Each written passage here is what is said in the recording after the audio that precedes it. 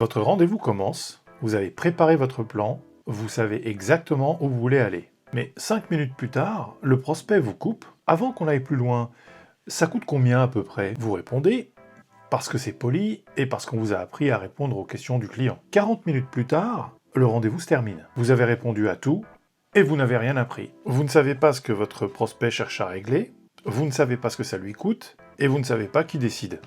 Lui, en revanche, il connaît votre prix, vos références et vos fonctionnalités. Finalement, ce rendez-vous, c'est lui qui l'a mené. Dans cette vidéo, je vais vous montrer comment un prospect vous fait dérailler sans en avoir la moindre intention. Et comment rester dans votre logique sans jamais refuser de lui répondre. Restez bien jusqu'au bout, je vais vous donner la formule en 3 temps que j'utilise depuis plus de 20 ans. D'abord, on vous a appris que le client est roi et que toute question mérite une réponse. Que répondre, c'est rendre service à son client. Et c'est vrai. Sauf qu'un bon rendez-vous doit se dérouler dans un ordre précis. La situation du prospect, son objectif numéro 1, ce qui l'empêche de l'atteindre, l'impact et ce que ça lui coûte, et après, vous pouvez parler de vous et de votre éventuelle solution. Regardez bien ce qui se passe. Votre prospect ne vous piège pas.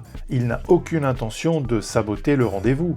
Il parle juste de ce qu'il connaît. Le prix, les références clients, les fonctionnalités, c'est le vocabulaire que lui maîtrise. Alors, il vous amène sur son terrain, celui de la comparaison. Et à chaque réponse que vous donnez, vous vous éloignez de ce que vous étiez venu découvrir. En réalité, il y a 4 dérailleurs.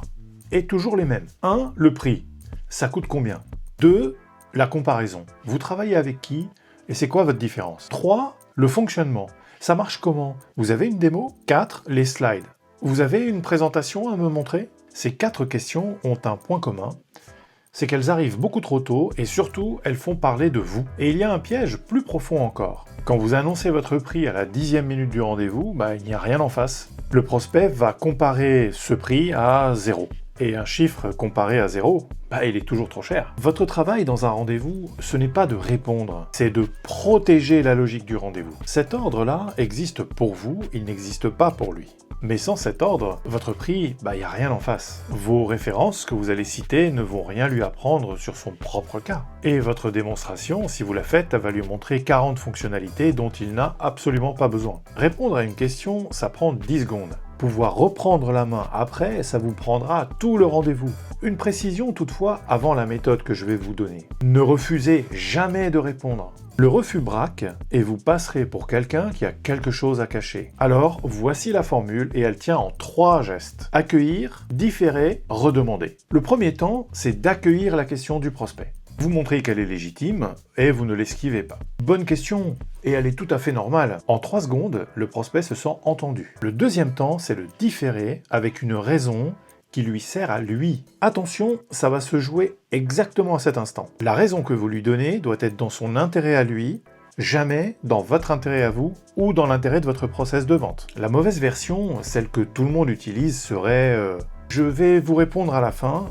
Laissez-moi d'abord vous montrer comment est-ce qu'on travaille et qui on est. Ce que votre prospect entend à ce moment-là, c'est « il ne m'écoute pas, il ne m'entend pas, il est en train de dérouler son truc ». Alors la bonne version, c'est « si je vous donne le prix maintenant, il ne voudra rien dire. Je ne sais pas encore ce que vous cherchez à régler, donc je risque de vous annoncer un prix complètement à côté de votre réalité. » Vous le protégez, lui, et personne ne discute une raison qui le protège.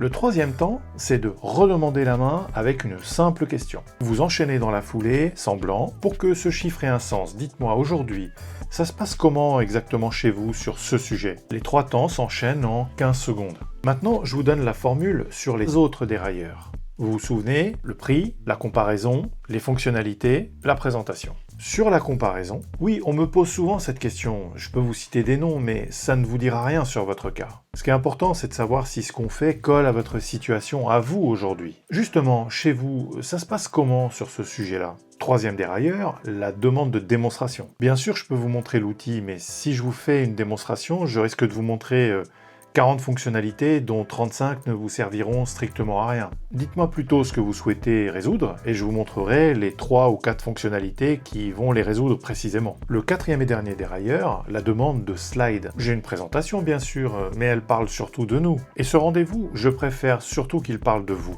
Et s'il vous manque des éléments à la fin, je vous montrerai la présentation. Et la règle super importante qui rend toute cette démarche honnête, c'est que s'il demande et s'il insiste une deuxième fois, répondez. Un prospect qui repose la même question a sûrement une très bonne raison de la reposer. Parce que le jour où vous fuyez 2 fois la même question, sa question devient une objection finalement. Par exemple, pour la question sur le prix, donnez une fourchette plutôt large avec une condition. C'est entre temps et temps selon ce qu'on met dedans. Pour préciser le prix, il faudrait que je comprenne avant 2 ou 3 éléments. Puis vous rebasculez dans la foulée. Alors, la première fois que vous ferez ça, vous allez avoir un peu peur. Peur de paraître un peu fuyant, peur qu'ils le prennent mal, peur de casser l'ambiance du rendez-vous. Mais regardez bien ce qui se passe pour de vrai. Il ne le prendra sûrement pas mal.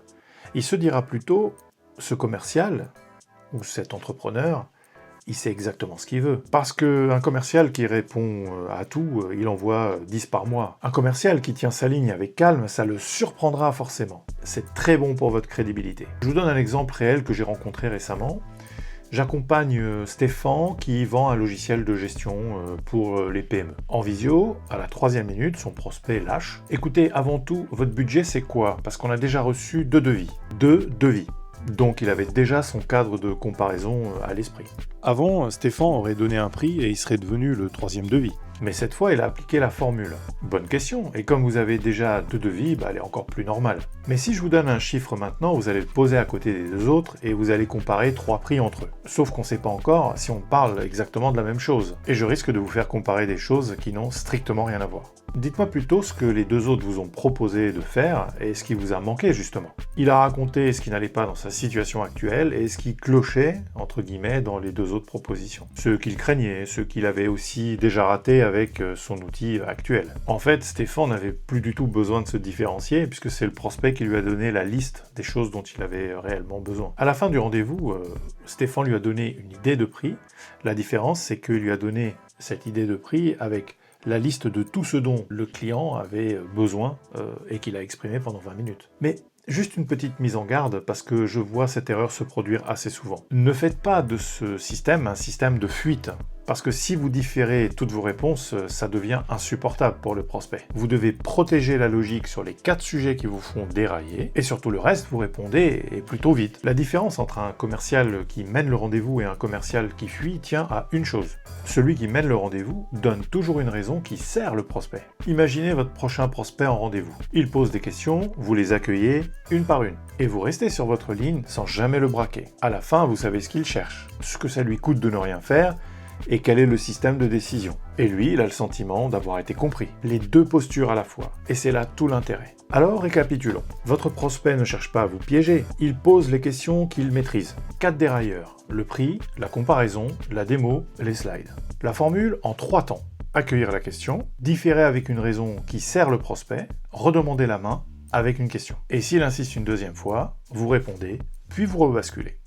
Merci d'avoir regardé cette vidéo. Si elle vous a plu, alors n'hésitez pas à vous abonner à ma chaîne et à bien activer la cloche pour ne pas rater les prochaines sorties. Vous pouvez également mettre un petit like juste en dessous, ça me permet de voir si ce genre de contenu vous est utile. Si vous voulez voir les conseils évoqués dans cette vidéo mis en pratique là tout de suite dans la vraie vie, je vous invite à cliquer sur la vidéo qui s'affiche à côté de moi. Je vous montre comment j'ai aidé Loïc à passer de 1 à 7 signatures par mois sans générer plus de leads. Vous pouvez également retrouver une sélection de témoignages sur les services que je propose. Enfin, j'en profite pour vous proposer quelque chose de spécial et c'est cadeau.